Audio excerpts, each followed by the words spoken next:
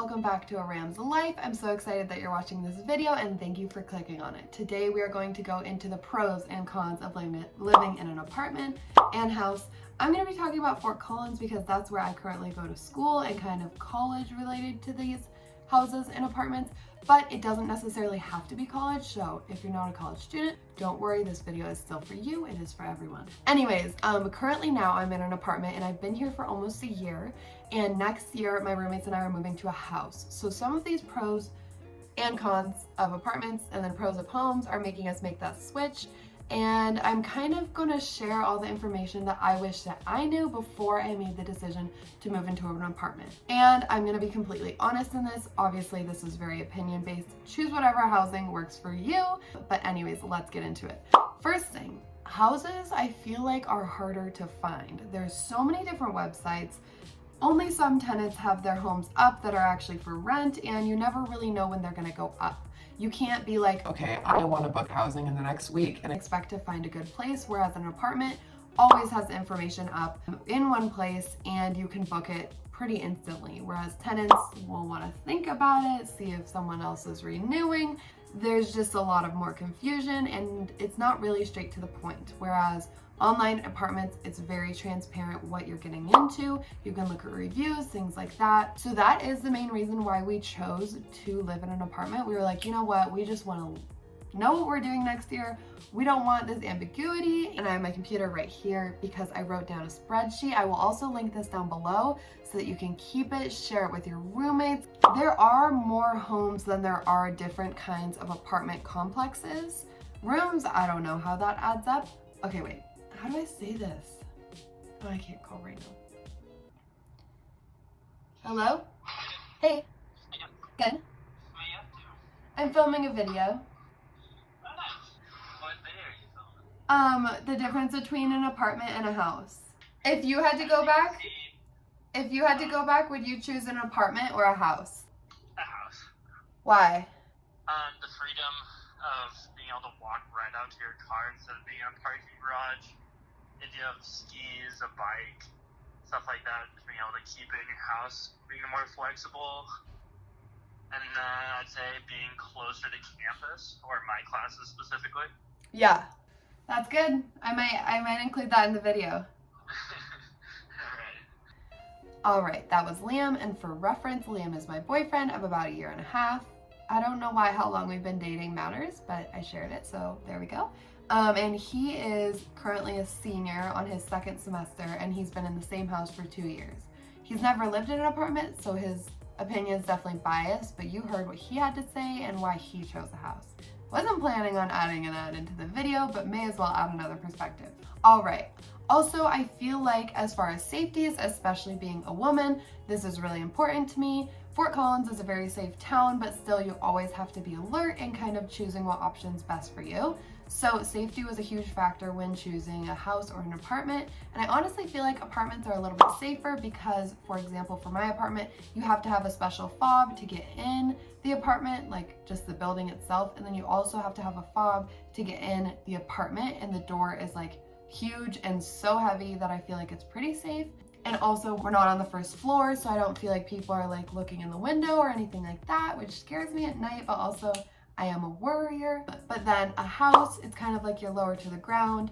People could get in, but again, that's worst case scenario. But also I did get my bike stolen in my apartment. It was right outside, locked up in that like outside, you know, the little U thing where you can lock up your bike.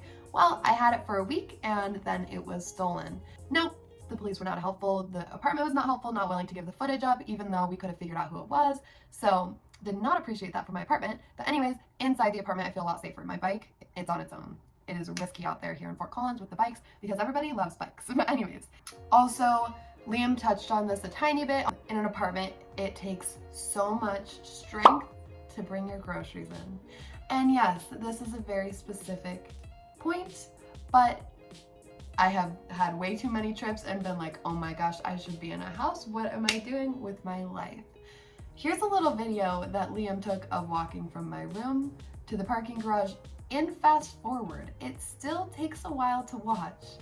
I think that the walk I tracked on my watch from my room to the parking garage is 0.2 miles. So that's a quarter mile.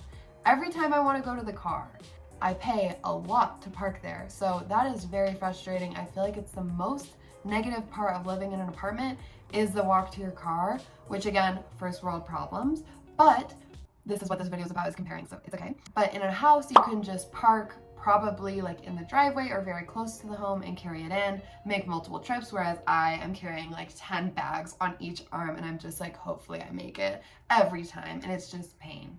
Anyways, enough with my rant. I feel very passionate about that groceries, but also talking about the parking garage. Parking is typically more expensive in apartments than it is at homes. I pay $100 a month to park that far away. Let's just take a moment of silence. I'm just gonna say it, that sucks. I'm a very positive person, but no, I cannot resonate with that. Also, as far as space, homes are typically bigger than apartments. Y'all probably saw my apartment tour. If not, it will be linked down below. You can see kind of the space and layout. I live in the 5-bedroom, 3-bath, so it's one of the bigger apartments because it has so many bedrooms, but like our living room and stuff is not that big, and when we all 5 want to be out in the living room, it's kind of a lot. If we have people over, we're for sure sitting on the ground, whereas homes can have larger living rooms. Oh, one thing that I just thought of is pets. I know the standard apartment, and I think the union and the apartment right over there, the social, is okay with pets with a pet fee. I know that the standard pet fee, the apartment that I'm in, is $20 a month. So if you are planning on having an animal or have an animal and want to bring them, knowing that your apartment can take them is a huge bonus, whereas homes really differs. So there are for sure apartments in Fort Collins that will let you have your animal. However, there might not be specific homes that say yes. So if you want a guaranteed okay, go with an apartment. Also, apartments, or at least the apartments in Fort Collins, are very like renovated, new, look very modern. Like you can just see in the back, like there's no holes in my wall. There's no like the window's intact, and this looks good. Like the paint looks great. It visually looks very nice and clean. And like I love our kitchen, just white countertops, stuff like that, very spoiled. However, homes typically will be older. Fort Collins has a lot of beautiful old homes, but again, if you're wanting that like modern, clean, sleek look, either look for a very specific home and good luck to you on that, or go with an apartment. Like Liam's house, there's a paper plate in his wall and then there's paint over it. That house is just kind of falling apart, but also that's his specific house that he chose. Not all homes in Fort Collins are like diminishing. I just hope you know that. This one's really specific and very minor, but I just was talking to my roommates the other day and I was like, guys, I haven't seen a bug in so long, and that is so nice. There's no bugs, there's no mice, there's no like critters in our apartment. And there can be in homes. And personally, I'm not a fan of like critters and mice because I love them too much to kill them, but also I'm scared of them. So like that's just a battle that I personally have and would not like to deal with. But also I can tell you how this is in a year when I have been in a house. Who you have to deal with if you rent a house is typically a tenant or a property management company, and your tenant can either be great or not great. It's really just luck of the draw, and if you live in an apartment, it's the apartment company, and you can kind of figure out how they are by asking people or by reading reviews.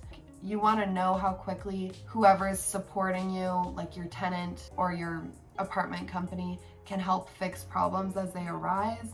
For example, our sink was leaking and it took like, I don't know, like 2 weeks for them to fix it.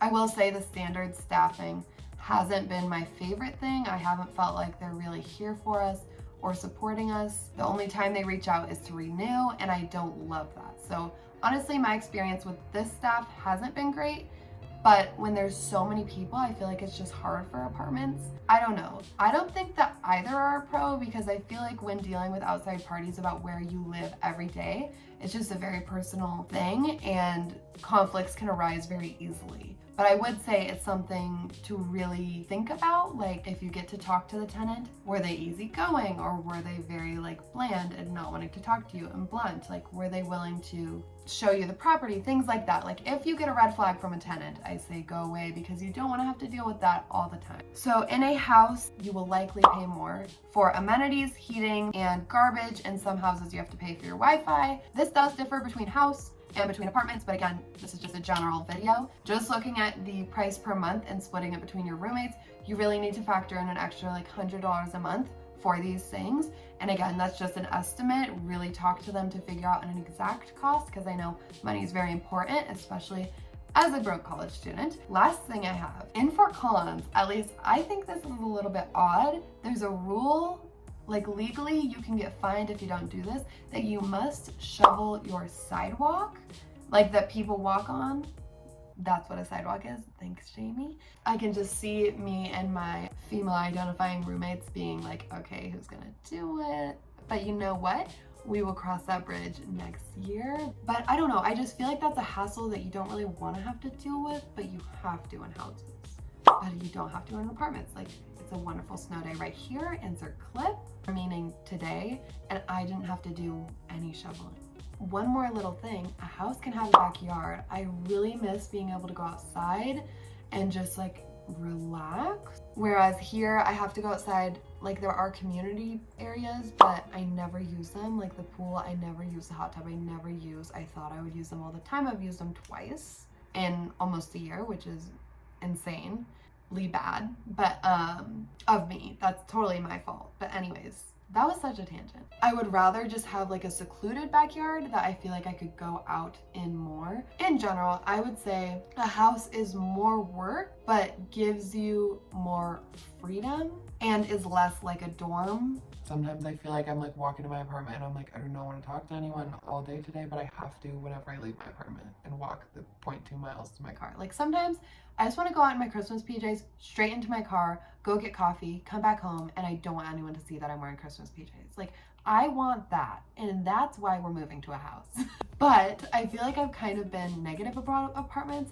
I really have enjoyed living in this apartment, and I feel very grateful to have lived in it. However, I am just excited to experience something new, and I think all my roommates are too. So yeah, I'd say in general, homes are more to deal with, but offer more freedom and flexibility, whereas apartments are more secure, easy to get.